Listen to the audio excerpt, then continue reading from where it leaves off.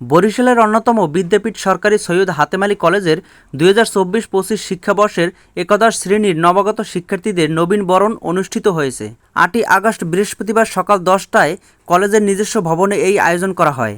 উক্ত আয়োজনে সভাপতিত্ব করেন প্রফেসর আব্দুস সালাম ব্যাপারী, বিভাগীয় প্রধান হিসাব বিজ্ঞান বিভাগ।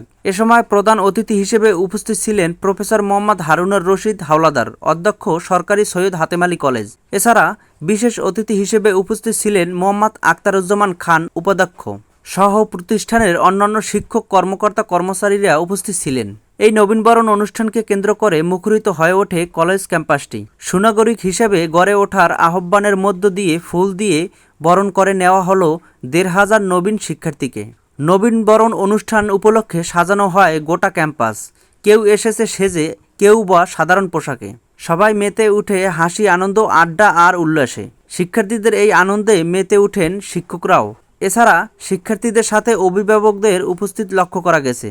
নবীনবরণ অনুষ্ঠানকে ঘিরে শিক্ষার্থীদের উদ্দেশ্যে অধ্যক্ষ বলেন, বরিশাল বিভাগে সরকারি সৈয়দ হাতেম আলী কলেজ অত্যন্ত ঐতিহ্যবাহী একটি শিক্ষা প্রতিষ্ঠান। এখান থেকে সুশিক্ষা গ্রহণ করে সুনাগরিক হয়ে দেশের নেতৃত্বভার গ্রহণ করতে হবে, যা বিগত দিনে আমরা দেখেছি। তরুণ প্রজন্মের চোখে আমরা সমৃদ্ধশালী দেশ গঠনের স্বপ্ন দেখি। আলোচনা পর্ব শেষে প্রত্যেক বিভাগের ছাত্র ও শিক্ষকদের মাঝে পরিচিতি পর্ব ও দোয়া মোনাজাতের আয়োজন করা হয়।